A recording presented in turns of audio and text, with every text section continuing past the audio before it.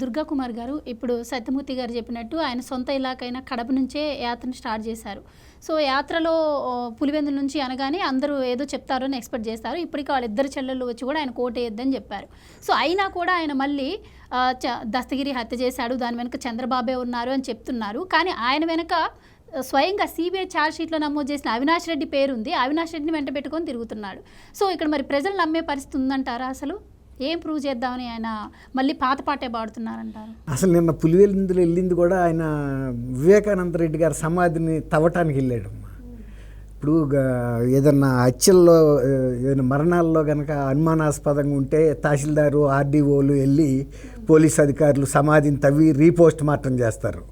ఇప్పుడు పులివెందులు ఆయన వెళ్ళిన కార్యక్రమం, ఈ ఎన్నికల ప్రచారం లేదు, ఆయన చేసిన అభివృద్ధి లేదు, ఏం లేదు.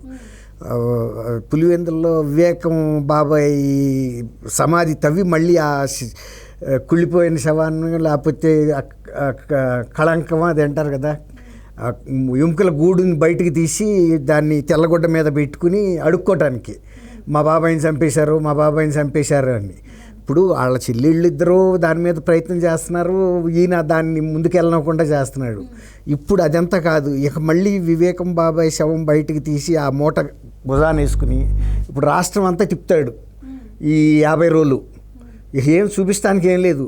ఏంటి నీ భుజం మీద మూట అంటే మా వివేకం బాబాయ్ భూమికలని చూపిస్తానికి. ఆయనకి అది ఒక్కటే మిగిలింది అంశం. ఎప్పుడు కిందసారి చీఫ్ మినిస్టర్ అవడానికి కూడా వివేకం బాబాయే కారణం అయ్యాడు. మరి వివేకం బాబాయ్ ఇప్పుడు తను ఈ 5 ఏళ్ళు చేసింది ఏముంది? జనం మీద యుద్ధం చేశాడు. జనం ఇప్పుడు ఆయన మీద యుద్ధం ప్రకటించారు. ఈ జనాల్ని మళ్ళీ ట్రాన్స్లోకి తీసుకెళ్ళిపోవాలి.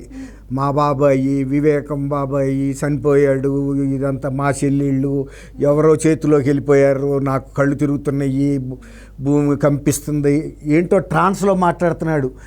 బాబాయ్ చచ్చిపోయింది దేవుడికి తెలుసు, చచ్చిపోయిన బాబాయ్ తెలుసు, మీకు తెలుసు. ఏంది ఇది? వాళ్ళకెందుకు తెలియదు? స్పష్టంగా తెలుసు, నువ్వని తెలుసు. ఇప్పుడు సొంత చెల్లెళ్ళంట ఎవరినో ఆయన అసలు ఇది మన స్పృహలో లేడు. వాళ్ళ చెల్లెళ్ళు వెళ్ళి బాబాయిని చంపిన వాళ్ళ వెనకాల తిరుగుతున్నాడు అంటాడు. వాళ్ళు ఎవరో ఇంతవరకు ఆయన చెప్పిన వాళ్ళది లిస్టు సిబిఐ వాళ్ళ దాంట్లోకి ఎక్కల ఎఫ్ఐఆర్లోకి. ఈయన నోట్లో ఉంది, టీవీ ఛానల్స్ అన్నింటిలో రికార్డెడ్గా ఉంది. అక్కడున్న పేర్లు వేరు, ఈయన చెప్పినవి వేరు. ఇప్పుడు ఈయనకి 22 మంది లోక్సభ సభ్యులుండి లోక్సభలో కానీ పార్లమెంట్లో కానీ ఒక దారుణమైన హత్య జరిగింది మా బాబాయిది, ఇంతవరకు దాని అతిగతి లేదు. సిబిఐ డైరెక్టర్ని పిలిపించి స్పీకర్ ముందుకి మాకు చెప్పండి, ఈ సభకు చెప్పాలి, ఈ దేశానికి చెప్పాలి, ఆయన నా చిన్న తండ్రి, నేను ఏం చెప్పుకోలేకపోతున్నాను, యథార్థం బయటికి రావాలని చెప్పాలి కదా. అవసరమైతే మా 22 మంది సభ్యులు కూడా రాజీనామా, ఎట్టాగూ స్టేట్ హోదా కోసం వాళ్ళు రాజీనామా. మరీ దుర్గా కుమార్ గారు బాగున్నారు. మీది మరీ అత్యాశ. దర్యాప్తు చేస్తున్న సిబిఐ అధికారి రామ్ సింగ్ మీద కేసులు పెడితే మీరు ఇంకా పార్లమెంట్లో అడగమంటారు. ఇప్పుడు అది ఉంది. ఇప్పుడు ఎట్టాగు రాష్ట్ర దీనికోసం అడగల. ఇప్పుడు ఆయన ఎత్తింది కూడా రాష్ట్ర ప్రగతి గురించి ఏం చెప్పటం లేదు. నేను చేసిన అభివృద్ధి ఏం చెప్పలే. ఈయన అన్నట్టు స్టీల్ ఫ్యాక్టరీ పెట్టానా అని చెప్పడు, లేకపోతే పోలవరం ప్రాజెక్టు పూర్తి చేశానా చెప్పడు, మద్యపానం అమలు చేశానా చెప్పడు. ఏ అభివృద్ధి వదిలిపెట్టి ఇప్పుడు మళ్ళీ ఎప్పుడో 5 ఏళ్ల నాటి చచ్చిపోయిన ఇది తీసుకొస్తున్నాడు. ఆయన ఎక్కడ ప్రస్తావించలేదు, ఏ సభలోనూ వెళ్ళలేదు కూడా. ఆయనకి ప్రతి సంవత్సరం వాళ్ళ కూతురు షర్మిల, మిగిలిన కుటుంబ సభ్యులు వెళ్ళి జయంతి వర్ధంతులు చేస్తున్నారు. ఇంత ప్రేమ ఉన్నాడు, కనీసం ఏనాడన్నా వెళ్ళి ఆయన సమాధి మీద ఒక చిన్న గులాబీ పువ్వు పెట్టాడా?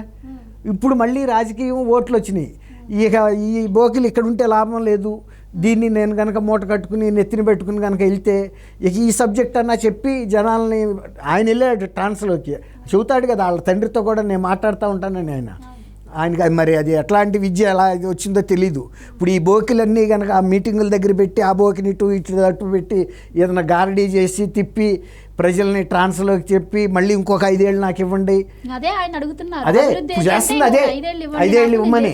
అందుకే మేమంతా సిద్ధం అంటున్నాడు. మీరంతా సిద్ధం అంటే వాళ్ళేమో మేమంతా సిద్ధంగా ఉన్నాం నీకు బై చెప్పడానికని వాళ్ళు చెబుతున్నారు. కాబట్టి అసలు ఏ అభివృద్ధి, ఇప్పుడు సత్యమూర్తి గారు చాలా సవివరంగా చెప్పారు. ఎలాంటి ముఖ్యమంత్రి అసలు ఏ విధమైన పనులు చేయకూడదో అయ్యే మాట్లాడుతున్నాడు. నిన్న అంత మంచి అవకాశం, నువ్వు మంచి ఒక శుభ ప్రారంభం అంటే మళ్ళీ ఎలక్షన్ కోసం నువ్వు వెళ్ళి ఈ శవరాజకీయాలు ఎందుకు మళ్ళీ? అప్పుడు అదే పులివెందుల్లోనే చేశాడు ఆ శవరాజకీయం. అది ఇచ్చారు అధికారం, నమ్మారు నిజమే ఈయన చెబుతుందని. కానీ ఈ 5 ఏళ్లలో మళ్ళీ అది తవ్వటం, తవ్వితే ఏం చేస్తారు ఆ బోకిలతో? నీకేమన్నా పనికొస్తాయేమో? నిమ్మకాయలు అవి పెట్టి అడావిడి చేసి గారడీ చేసి మీటింగుల్లో మా బాబాయ్ చచ్చిపోయాడు కాబట్టి ఇంకొకసారి మళ్ళీ ఇవ్వండి, నేను అదిగో బోకిలు పెట్టుకు తిరుగుతున్నాను, వదలటల్లా ఆయన. మరి మానసికంగా ఆరోగ్యంగా ఉండాడా లేడా కూడా మనకు అర్థం కావట్లా.